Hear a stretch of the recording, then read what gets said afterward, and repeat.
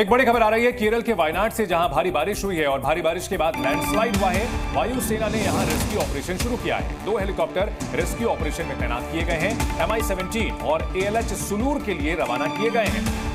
तो केरल के वायनाड में भारी बारिश की तस्वीरें हम आपको दिखा रहे हैं और भारी बारिश से यहां पर लैंडस्लाइड हुआ है। हालात काफी विकट है, जिसको देखते हुए वायुसेना ने रेस्क्यू ऑपरेशन शुरू किया है। 2 हेलीकॉप्टर के जरिए इस रेस्क्यू ऑपरेशन को अंजाम दिया जा रहा है। देश के कई इलाकों में भारी बारिश हो रही है और केरल में भी वायनाड में भारी बारिश की वजह से लैंडस्लाइड हुआ और यहां पर रेस्क्यू ऑपरेशन वायुसेना के हेलीकॉप्टर्स की मदद से चलाया जा रहा है। तस्वीरें भी हम आपको लगातार दिखा रहे हैं। आप देख सकते हैं किस तरह से लबालब भरे हुए हैं इलाके, रिहायशी इलाके पूरी तरह से डूबे हुए नजर आ रहे हैं। 2 हेलीकॉप्टर रेस्क्यू ऑपरेशन के लिए लगाए गए हैं। आपको बता दें MI-17 और ALH सुलूर से यहां रेस्क्यू ऑपरेशन चलाया जाएगा। ये तस्वीरें देख लीजिए, इस वक्त आपके सामने है लैंडस्लाइड, भारी बारिश के बाद आई तबाही की ये तस्वीर। केरल के वायनाड में भारी बारिश और उसके बाद लैंडस्लाइड। फायर ब्रिगेड के 250 कर्मचारी तैनात किए गए हैं रेस्क्यू ऑपरेशन के लिए। पहाड़ से आए मलबे ने पूरे इलाके को अपनी चपेट में ले लिया। यहां भारी बारिश हो रही है और भारी बारिश की वजह से बाढ़ जैसे हालात तो हैं ही, लेकिन मलबे ने लोगों की मुसीबत और बढ़ा दी है, क्योंकि लैंडस्लाइड की वजह से जो मलबा आया है उससे लोगों की जिंदगी पूरी तरह से अस्त व्यस्त हो चुकी है। दिल्ली के ओल्ड राजेंद्र नगर में कोचिंग में हुए हादसे में मृतक छात्रों के परिजनों को 10 लाख रुपए की आर्थिक मदद दी जाएगी। दिल्ली के LG विनय कुमार सक्सेना ने इसकी घोषणा की है। इससे पहले उपराज्यपाल सोमवार को ओल्ड राजेंद्र नगर पहुंचे और 3 छात्रों की मौत को लेकर विरोध प्रदर्शन कर रहे छात्रों से बातचीत की।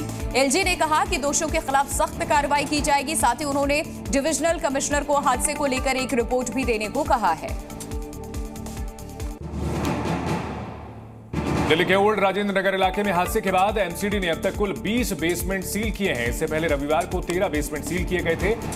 सोमवार को ओल्ड राजेंद्र नगर में 6 और उत्तर पश्चिमी दिल्ली के मुखर्जी नगर में 1 कोचिंग संस्थान के बेसमेंट को सील कर दिया गया। इस बेसमेंट में अवैध तरीके से कोचिंग संस्थान चलाया जा रहा था और MCD से कोई इजाजत नहीं ली गई थी। MCD का एक्शन आज भी जारी रहेगा। लोकसभा में आज वित्त मंत्री निर्मला सीतारमण बजट चर्चा पर जवाब देंगी। इससे पहले बजट पर बोलते हुए नेता विपक्ष राहुल गांधी ने चक्रव्यूह से लेकर के टैक्स तक के मुद्दे पर सरकार को जमकर घेरा। जातीय जनगणना पर बोलते हुए राहुल गांधी ने कहा कि इंडिया गठबंधन की सरकार बनने पर सदन में कानून पास करके वो दिखाएंगे। साथ ही गारंटी वाली कानून MSP पर भी गठबंधन पारित करेगा। इसे राहुल गांधी ने कई और मुद्दों पर सरकार को घेरा। लोकसभा स्पीकर से भी राहुल गांधी की बहस हुई। बीजेपी सांसद राहुल गांधी पर संसद के नियमों को न मानने का आरोप इस बीच लगा रहे हैं। चीन के साथ सीमा विवाद के बीच भारत का जोर सीमावर्ती इलाकों में इंफ्रास्ट्रक्चर को मजबूत करने पर है। भारत वास्तविक नियंत्रण रेखा के पास इंफ्रास्ट्रक्चर को मजबूत कर चीन को करारा जवाब देने में जुटा हुआ है। सीमा सड़क संगठन का मुख्य जोर ऑल वेदर रोड निर्माण पर है। इस प्रोजेक्ट के पूरा होने के बाद वास्तविक नियंत्रण रेखा तक भारतीय सुरक्षा बलों की तेजी से पहुंचने में उनको आसानी होगी। पूर्वी लद्दाख के गलवान में चीनी सेना के साथ 2020 के गतिरोध के बाद केंद्र सरकार ने सड़क निर्माण की स्पीड बढ़ा दी है। ICBR के 3रे चरण के तहत नई सड़कों की पहचान की गई है।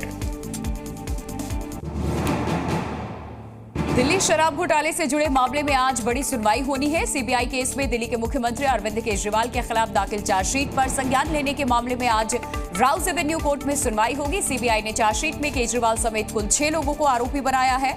CBI का कहना है कि ये उसकी आखिरी चार्जशीट है और मामले में उसकी जांच पूरी हो चुकी है।